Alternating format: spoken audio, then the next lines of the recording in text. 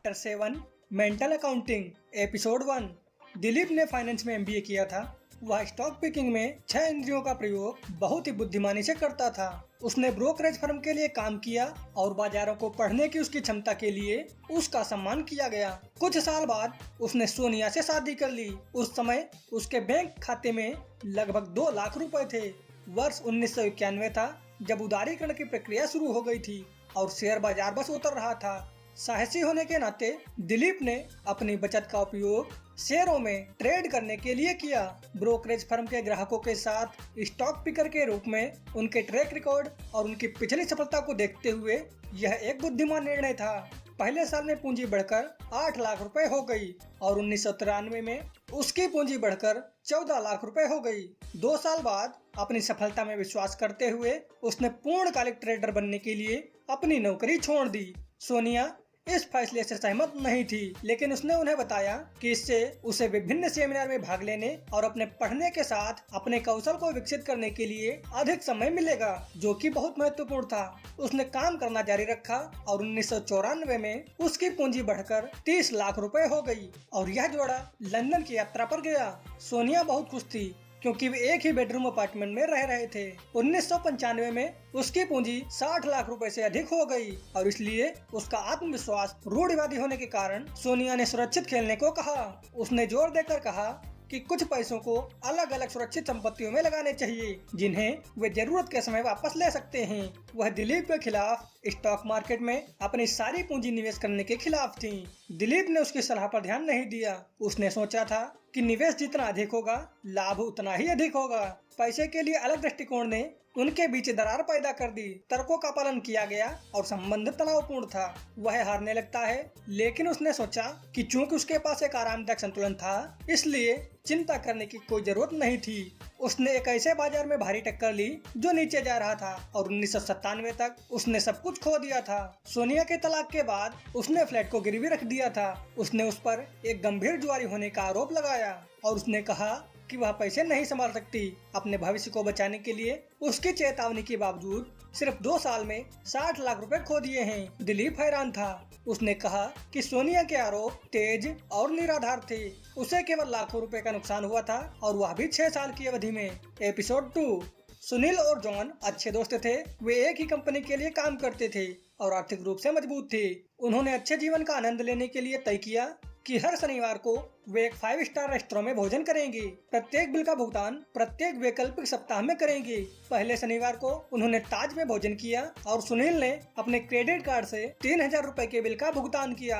अगले शनिवार को उन्होंने हिल्टन में भोजन किया और इस बार जॉन ने 2800 रुपए का नकद भुगतान किया क्योंकि उसके पास क्रेडिट कार्ड नहीं था। अगले शनिवार को बिल 4200 रुपए का था और सुनील ने अपने क्रेडिट कार्ड से भुगतान किया। अगले दिन जब जॉन भुगतान करने वाला था तो एक बार फिर उसने 3900 रुपए का बिल नकद में दिया। शनिवार और कुछ तारीखों के बाद जॉन ने सुनील से कहा कि उन्हें 5 स्टार रेस्टोरेंट में जाना छोड़ देना चाहिए क्योंकि यह बहुत महंगा था। सुनील ने इस पर असहमति जताई। उसने महसूस किया कि उन्हें इस मनोरंजन की आवश्यकता है और वे इसे सहन कर सकते हैं। उसने जोर देकर कहा कि वे आगे बढ़ें और जॉन ने उसकी इच्छाओं के खिलाफ कुछ नहीं किया। अगली बार जब सुनील को बिल चुकाना पड़ा तो वह अपना क्रेडिट कार्ड भूल गया और उसने नकद भुगतान किया। अगले दिन उन्होंने जॉन से कहा कि वह उनके साथ 5 सितारा होटलों से दूर रहने के बारे में सहमत हैं। एपिसोड 3। बॉम्सी क्रिकेट मैच में एक दर्शक था। उसके पास एक बैग था जिसमें उसने दिन के लिए अपने प्रावधान रखे थे। खेल के दौरान वह अपने मोबाइल फोन पर जोर जोर से बातें करता हुआ 3 बार देखा गया। अचानक एक दिलचस्प ओवर के बीच में वह एक आइसक्रीम विक्रेता के साथ बहस करते हुए सुना गया। विवाद पुरस्कार से अधिक था। बॉम्सी ने विक्रेता को अपना बैग दिखाया और उसे बताया, मैं घर से सब कुछ लाया हूँ, यहाँ तक कि पानी भी। केवल एक चीज जो मैं नहीं ला सकता वह है आइसक्रीम, क्योंकि यह पिघल जाती है, लेकिन मैं तुम्हें धोखा नहीं दूंगा। अब बॉम्सी क्रिकेट प्रशंसक है। उसने दोनों टीमों का उत्साह बढ़ाया। लंच ब्रेक के बाद एक खिलाड़ी ने एक शतक पूरा किया और बॉम्सी खुश था। उसने आइसक्रीम विक्रेता को बुलाया, उसके बैग को पकड़ा और चारों तरफ उदारता पूर्वक आइसक्रीम वितरित की। अगले 3 घंटों के भीतर उसने 2 बार ऐसा किया। खेल समाप्त होने के बाद उसने अपना बिल वेंडर के पास जमा कर दिया और यहाँ तक कि उसे मोटी रकम भी दी।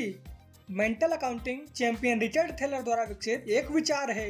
यह सबसे आम और महंगी गलतियों में से एक को रेखांकित करता है। जब लोग पैसे के साथ काम करते हैं, एक ही राशि के आधार पर अलग अलग मूल्य रखने की प्रवृत्ति, यह निर्भर करती है कि इसे कैसे प्राप्त किया गया है और इसे प्राप्त करने के लिए आवश्यक प्रयास। पारंपरिक आर्थिक सिद्धांत मानता है कि पैसा फिजूल है। एक प्रकार की मौद्रिक इकाई दूसरे की जगह ले सकती है। इसका मतलब है कि लॉटरी जीतने में 100 रुपए, वेतन में 100 रुपए और 100 रुपए की कर वापसी का एक ही अर्थ होना चाहिए, क्योंकि उनके पास समान क्रय शक्ति है। लेकिन अध्ययनों से संकेत मिलता है कि यह व्यक्तियों के साथ ऐसा नहीं है। लोग मानसिक रूप से अलग अलग खातों में अपने पैसे को अलग करते हैं, प्रत्येक खाते को एक अलग महत्व देते हैं। पहले उल्लेखित 3 उदाहरणों से पता चलता है कि मानसिक लेखांकन लोगों के व्यवहार को कैसे प्रभावित करता है। पहले एपिसोड में वापस जाएं। दिलीप ने 2 लाख रुपए से शुरू किया था और अब उसके पास कुछ भी नहीं है। उसके लिए उसका नुकसान केवल 2 लाख रुपए है, क्योंकि शेयर बाजारों में उसका लाभ केवल उसकी मूल पूंजी से उसकी जीत थी और इसलिए उसका अपना पैसा नहीं था। उसने दोनों खातों पर अलग अलग व्यवहार किया। हालांकि सोनिया इस पूर्वाग्रह से ग्रस्त नहीं थी। एपिसोड 2 में हर बार जब जॉन ने हार्ड कैश के साथ बिल का भुगतान किया तो उसे लगा कि पैसा उसकी जेब से बाहर जाता है। सुनील ने इस दर्द का अनुभव नहीं किया जब उन्होंने अपने क्रेडिट कार्ड का इस्तेमाल किया, लेकिन जब उन्होंने नकद में भुगतान किया तो उन्हें पैसे के साथ साझेदारी का दर्द समझ में आया और उनका रवैया बदल गया। हमारे दिमाग में हम नकद लेखांकन और क्रेडिट कार्ड लेखांकन के बीच अंतर करते हैं। वास्तव में दोनों समान हैं, लेकिन हम अपने मानसिक लेखांकन पूर्वाग्रह के कारण उन्हें अलग तरह से देखते हैं। इसलिए जब हम क्रेडिट कार्ड का उपयोग करते हैं तो हम अधिक असाधारण हो जाते हैं। एपिसोड 3 में बोम्सी अपने ही पैसे के साथ कंजूस था, लेकिन जब वह जीत गया तो वह बहुत असाधारण हो गया। उसके लिए उसकी जीत में मिले पैसे उसके खुद के नहीं थे, बल्कि सट्टेबाजों के थे। मानसिक रूप से उसने अपने पैसे के लिए और अपनी जीत के लिए अलग से हिसाब लगाया। आइए देखें कि आप निम्नलिखित 2 स्थितियों में क्या करेंगे। स्थिति ए, आपने मूवी टिकट के लिए 500 रुपए दिए। जब आप थिएटर में पहुंचते हैं तो आप पाते हैं कि आप टिकट खो चुके हैं। क्या आप नया टिकट खरीदेंगे या आप वापस जाना पसंद करेंगे? अब स्थिति बी, आप एक फिल्म देखने के लिए थिएटर जाते हैं। जब आप टिकट खिड़की पर पहुंचते हैं तो आप पाते हैं कि आपने जो 2000 रुपए लिए थे उसमें से 500 रुपए आपने खो दिए हैं। क्या आप अभी भी टिकट खरीदेंगे? ज्यादातर लोग पहली स्थिति के लिए नहीं और दूसरे के लिए हाँ कहेंगे। हालांकि दोनों में फिल्म देखने के लिए 500 रुपए का नुकसान और 1000 रुपए का खर्च उठाया, तो हम विभिन्न निर्णय क्यों लेते हैं? क्योंकि अधिकांश लोग टिकट की हानि और स्वतंत्र श्रेणियों या खातों में नकदी की हानि को अलग करते हैं और इसलिए 2 स्थितियों के विपरीत प्रतिक्रिया करते हैं। मानसिक लेखांकन का भावनात्मक स्थिति से सीधा संबंध है। इसे बेहतर ढंग से समझने के लिए आइए विभिन्न प्रकार के मानसिक खातों और उनसे जुड़े मानवीय व्यवहार पर विचार करें। अर्जित आय वर्सेस उपहार आय। जब आप अपना वेतन चेक प्राप्त करते हैं तो आप बहुत सावधान रहते हैं कि आप इसे कैसे खर्च करते हैं। आपके लिए यह धन पवित्र है जो आपकी मेहनत का फल है, लेकिन अगर आपको उसी राशि का उपहार मिला हो तो आप इस पर बहुत अलग तरीके से व्यवहार करेंगे। आप इसे भव्यता से खर्च कर सकते हैं। मानसिक रूप से आपके लिए यह निःशुल्क धन है, लेकिन आपका वेतन धन नहीं है। आपने इसे अर्जित किया, इसलिए मानसिक रूप से आपने इसे एक अलग खाते में डाल दिया। एक कर वापसी कर प्राधिकारियों द्वारा कर अदायगी कर है, लेकिन जब हमें 1000 रुपए का टैक्स रिफंड मिलता है तो हम इसे बिना सोचे समझे खर्च कर देंगे। हालांकि 20,000 रुपए का टैक्स रिफंड हमें यह सोचने पर मजबूर करेगा कि क्या इसे बैंक में जमा करना है या म्यूचुअल फंड और स्टॉक खरीदना है। हम ऐसा इसलिए करते हैं क्योंकि छोटी राशि विविध खाते में जाती है और बड़ी राशि महत्वपूर्ण निर्णय खातों में जाती है। बड़ी खरीद वर्सेस छोटी खरीद। जब आप एक फ्रिज खरीदना चाहते हैं तो आप खरीदारी करने से पहले बहुत पूछताछ करते हैं। आप मॉडल और कीमतों और यहाँ तक कि ब्रांडों की जांच करते हैं। जब आपके पास फंड होता है तो आप कुछ कठिन सौदेबाजी करते हैं और शायद 20,000 रुपए की कीमत वाले फ्रिज पर 500 रुपए की छूट पा सकते हैं। यह आपको खुश करता है, लेकिन क्या आप किराने का सामान खरीदते समय भी ऐसा ही करते हैं? क्या आपको एहसास है कि अगर आप थोड़ी मेहनत करते हैं और प्रतिदिन 10 रुपए की बचत कर पाते हैं तो साल के अंत में यह 3,500 रुपए की बचत होगी। एक खर्च पर 500 रुपए की बचत के साथ इसकी तुलना करें ताकि अगले 10 वर्षों तक इसकी पुनरावृत्ति ना हो। कई लोग बड़े वित्तीय निर्णय लेते समय सचेत होते हैं, लेकिन छोटी खरीदारी के बाद वे अपने अनुशासन को शिथिल कर देते हैं। लेकिन यही वह अंतर है जहाँ फर्क पड़ता है। Cash versus credit card.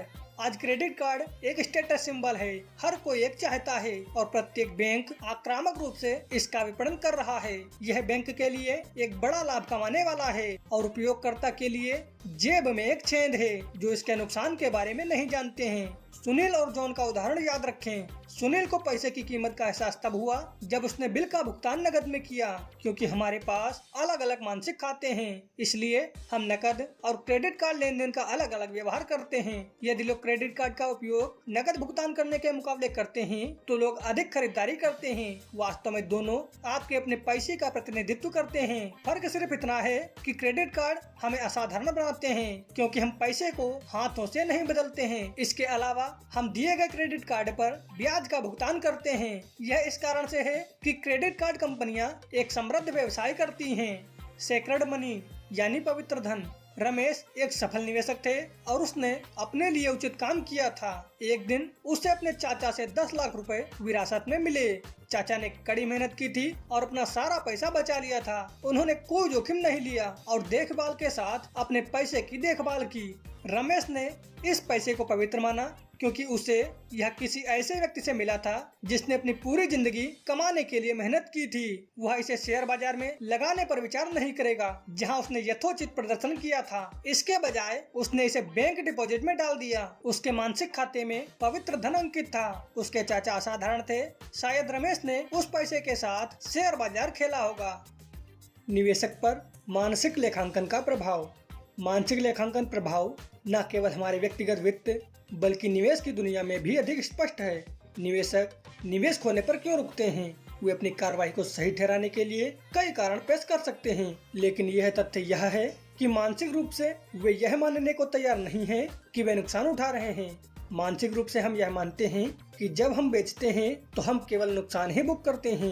बौद्धिक रूप से हम नुकसान को पहचानते हैं, लेकिन हमें उम्मीद है कि यह गायब हो जाएगा। यह एक सामान्य मानसिक लेखांकन त्रुटि है। इसके विपरीत एक नुकसान को एक लाभ के खिलाफ समायोजित किया जा सकता है, जिसके परिणाम स्वरूप कर बचत होती है। फिर भी निवेशक इस सामान्य मानसिक लेखांकन त्रुटि के शिकार होते रहते हैं। निवेशक कम ब्याज क्यों कमाते हैं और अधिक भुगतान क्यों करते हैं? रवि उच्च शिक्षित है और एक समझदार निवेशक है। उसका मार्जिन ट्रेडिंग में एक सफल कैरियर है। उसके द्वारा भुगतान किए गए उच्च हितों के बावजूद व्यवसाय से उसका रिटर्न काफी सुंदर है।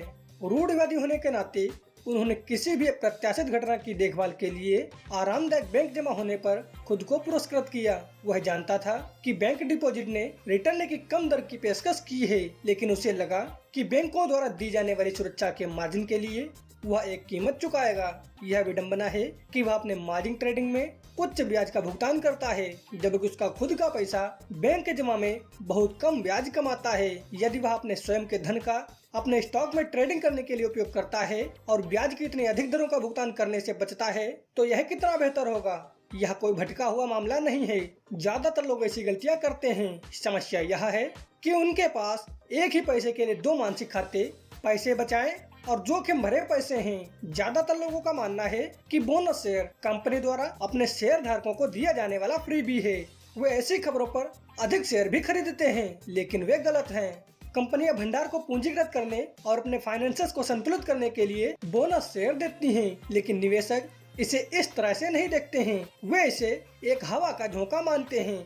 इससे वे असाधारण हो जाते हैं। अधिकांश निवेशक इस मानसिक लेखांकन त्रुटि से पीड़ित हैं। इसीलिए इस तरह की घोषणाओं पर शेयर बाजारों में तेजी आती है।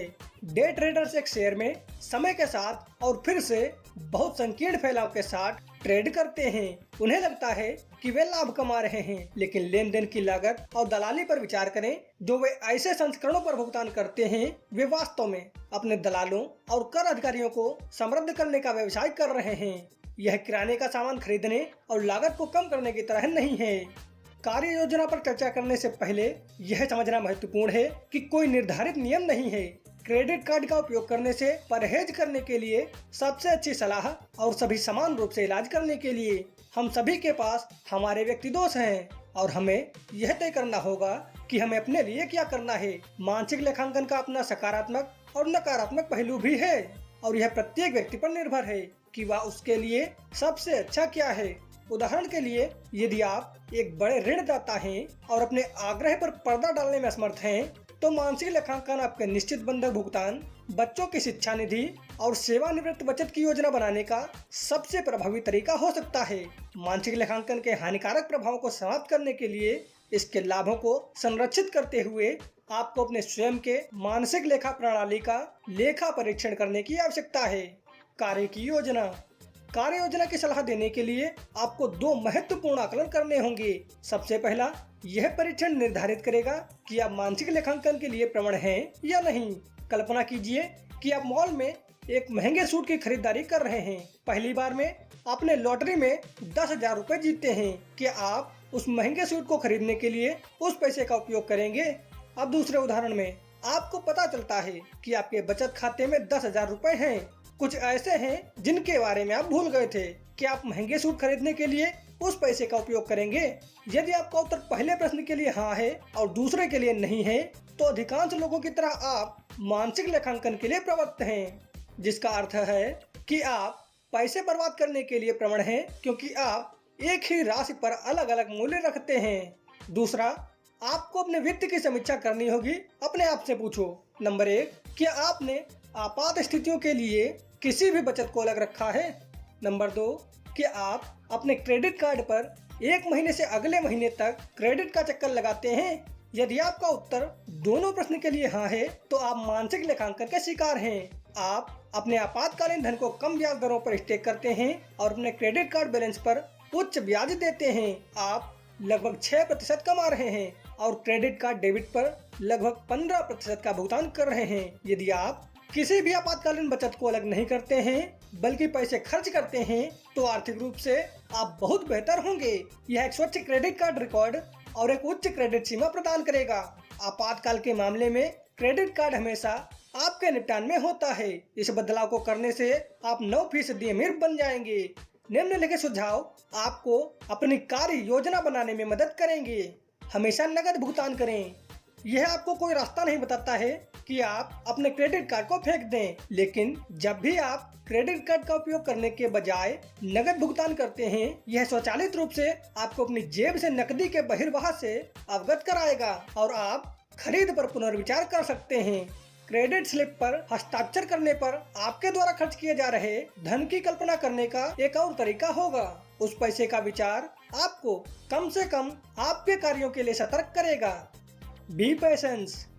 जब आपको एक अप्रत्याशित आय मिलती है तो कोई भी निर्णय लेने से पहले कम से कम 2 महीने प्रतीक्षा करें। शुरू में उस पैसे को बैंक में रख दें। थोड़ी देर बाद आप इस पैसे को बचत के रूप में देखना शुरू कर देंगी और इसलिए आप इसे बर्बाद नहीं करेंगे। यह तय करने का समय है कि आप पैसों के साथ क्या करना चाहते हैं। Treat all income as earnings. अपने पैसे के साथ संसाधन पूर्ण होने का सबसे अच्छा तरीका सभी अर्जित आय का इलाज करना है। जब भी आपको कोई पैसा मिलता है तो अपने आप से यह सवाल पूछें, करों के बाद मुझे इस राशि को अर्जित करने में कितना समय लगेगा। समय के साथ यह आदत आपके आंतरिक ऑडिटिंग सिस्टम को ठीक कर देगी। अपनी आंतरिक ऑडिट प्रणाली को तेज करने की कला सीखने के बाद यह समझने का समय है कि सूचना को कैसे संसाधित किया जाए। इससे